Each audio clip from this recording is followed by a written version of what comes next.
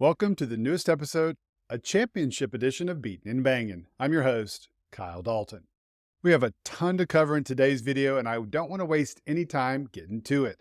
However, before we get started, I do want to mention a couple of things that you might want to stick around for later, including a special announcement I have and another helmet giveaway. But before we do that fun stuff, let's go back to Phoenix and let's start on Friday night. The championship races. This is where everyone brings their best to the desert. Everyone except Fox. I was hoping that the Truck Series announcers would be trackside for the championship race on Friday night. As you can see, they were not. And what's crazy is it's not like the network isn't willing to spend money and send folks to the track. Todd Bodine, Regan Smith, and Amanda Busick were all working the pits. So the network prioritizes its pit reports more than the actual race broadcast. Just another shake your head kind of moment with Fox. Moving on to the truck race, and to be honest, it wasn't much of one. Ty Majeski dominated, leading 132 of the 150 laps en route to winning his first championship.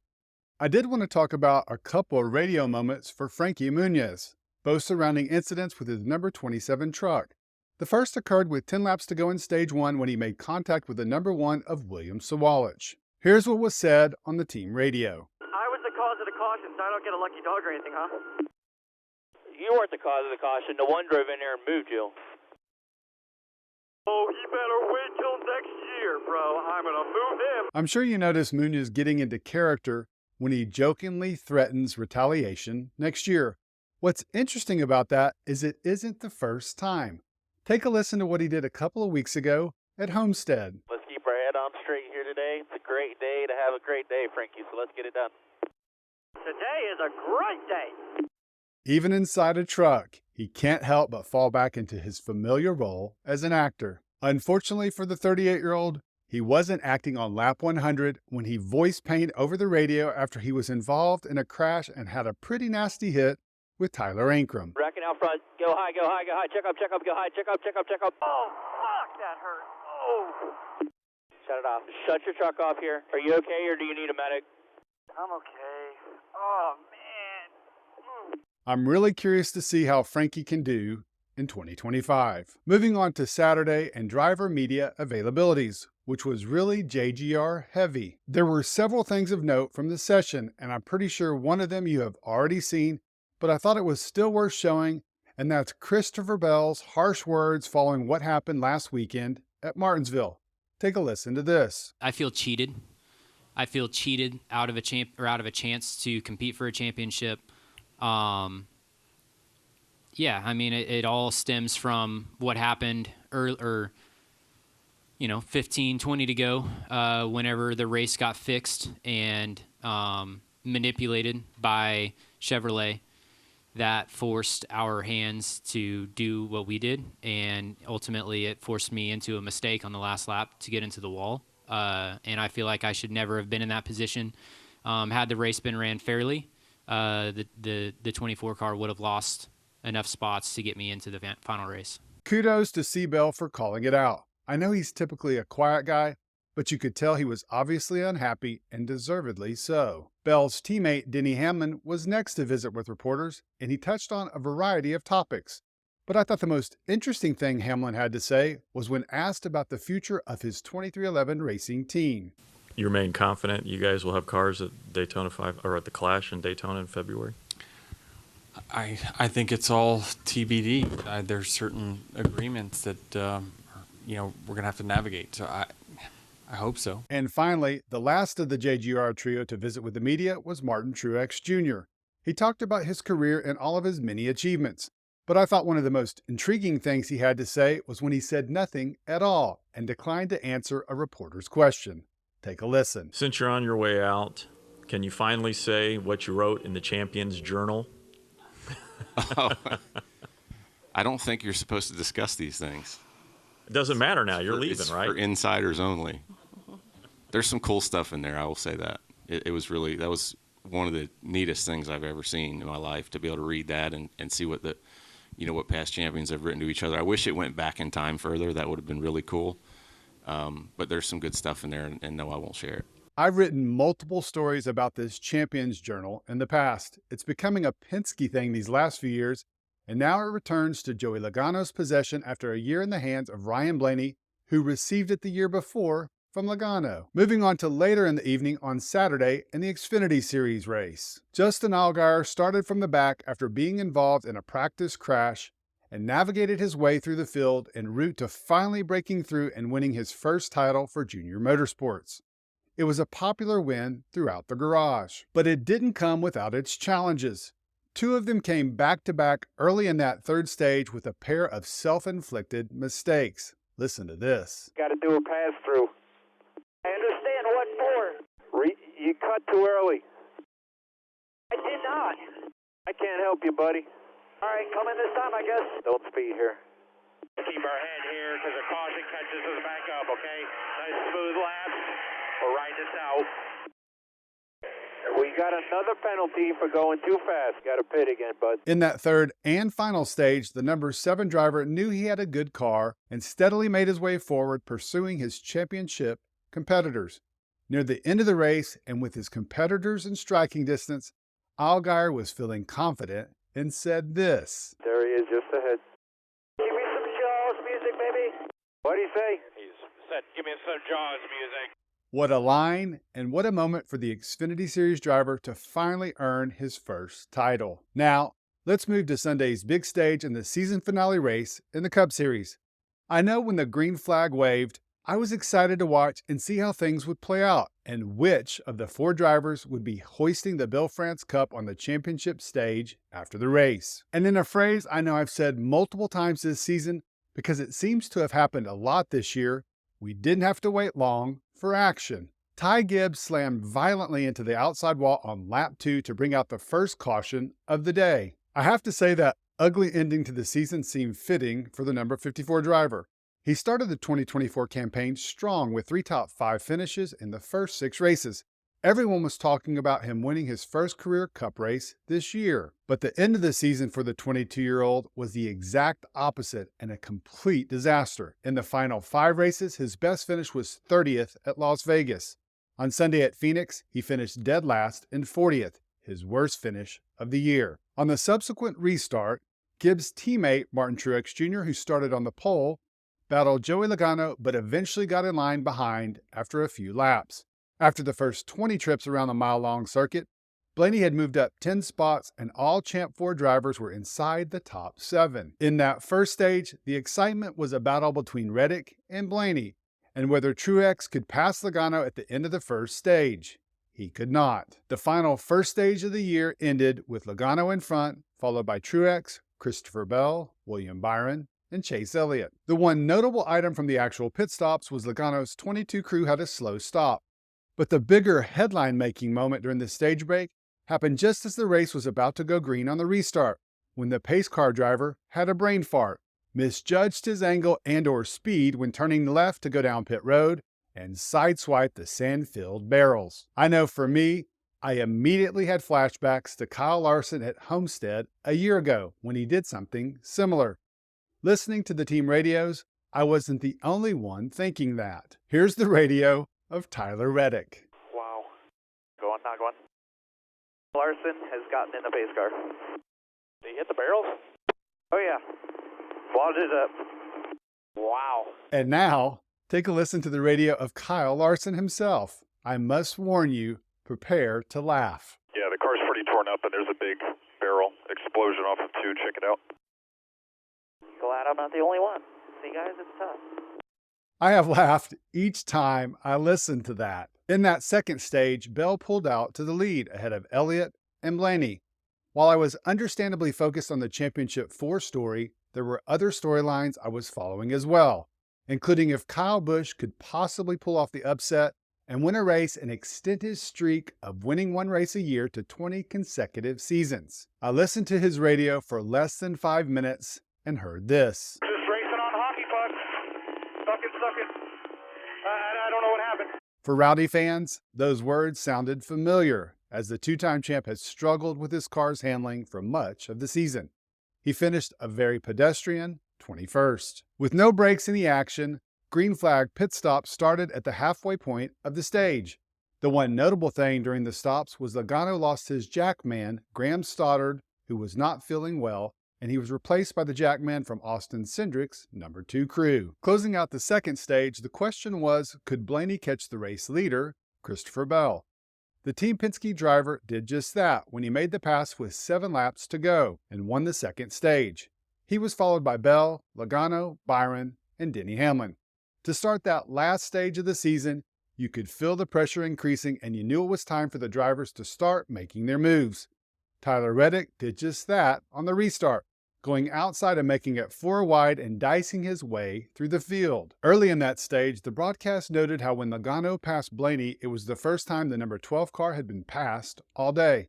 Blaney returned the favor, of course, a short time later. After making another round of green flag pit stops with around 80 laps to go, the teams got their first opportunity to change up the strategy when Zane Smith hit the wall and brought out the second caution for cause on the day, with 62 laps remaining. On the restart with 54 to go, each of the 4 championship contenders were up front and in position to make their push for the title.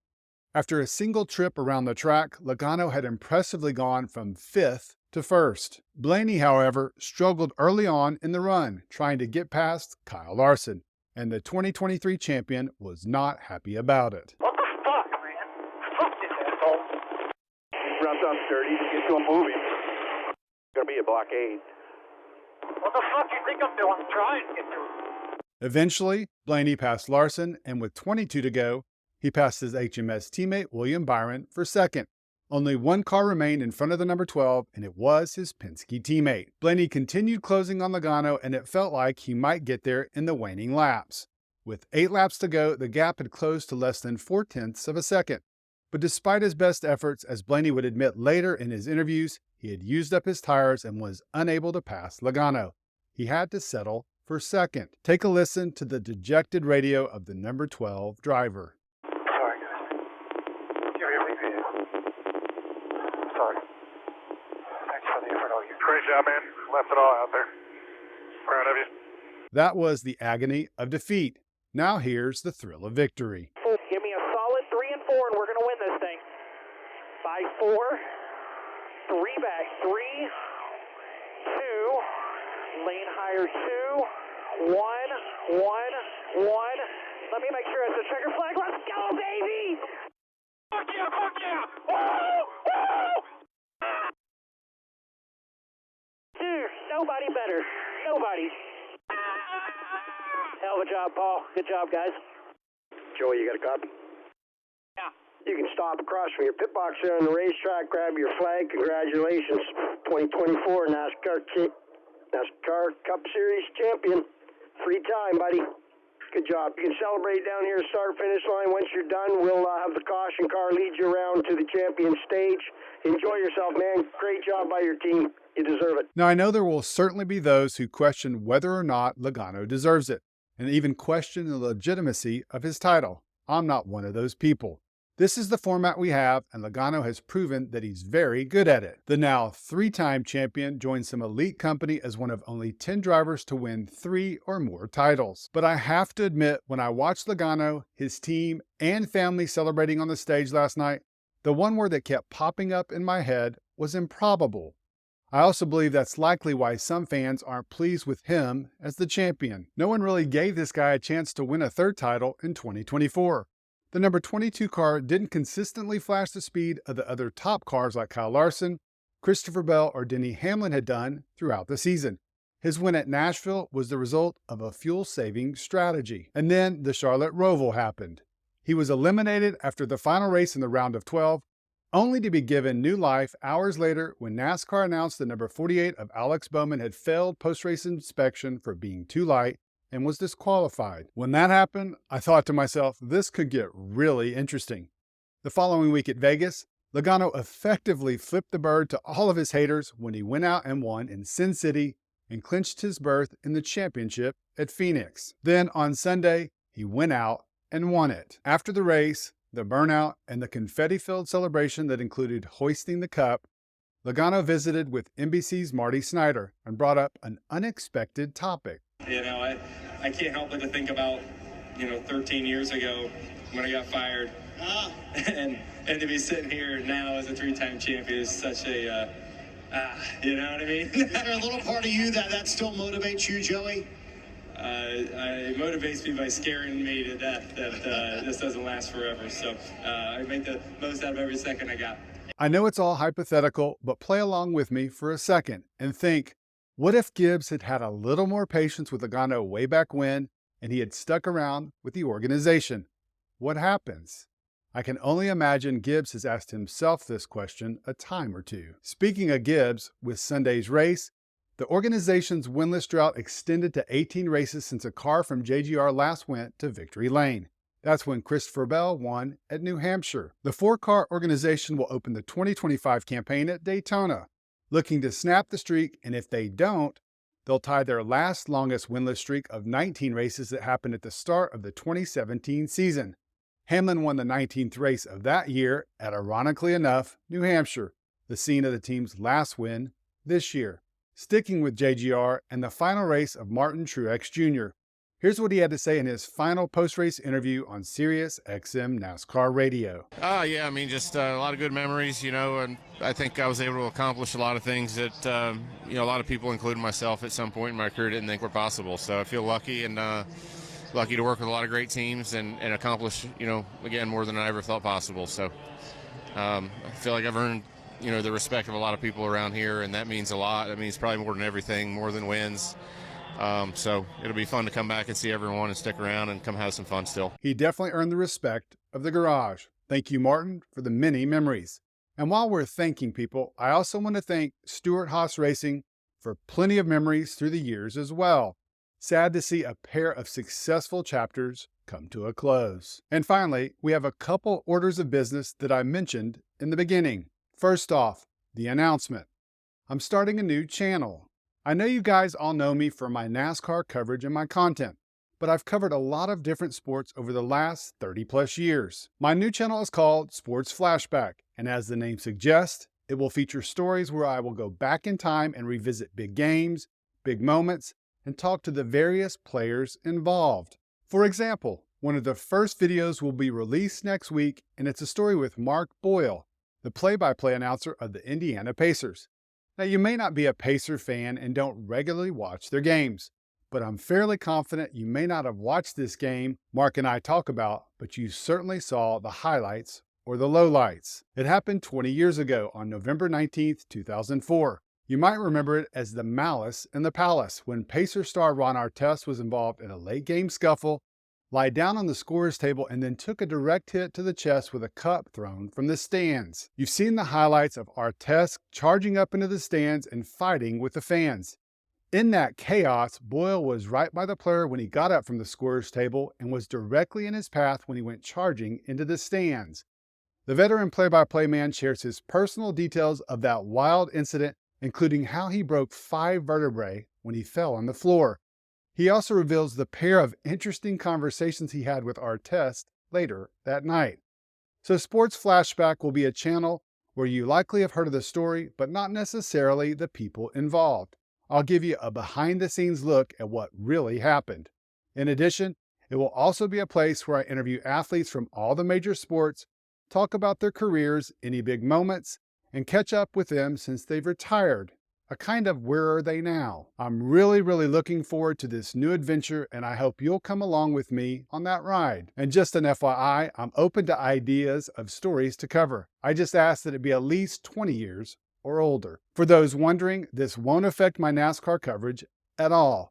Naturally, with it now being the off season, I won't be putting out as many videos, but will still regularly provide you news content and the latest happenings in the sport. And finally, the last thing I want to talk about is our latest helmet giveaway.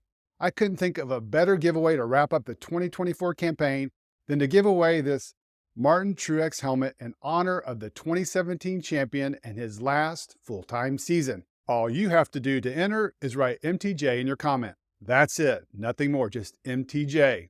I'll announce the winner in next Monday's video. It obviously won't be a race recap, but tune in and see if you are the winner. All right, guys, that's a wrap on this episode. We covered a lot, and I want to hear your thoughts.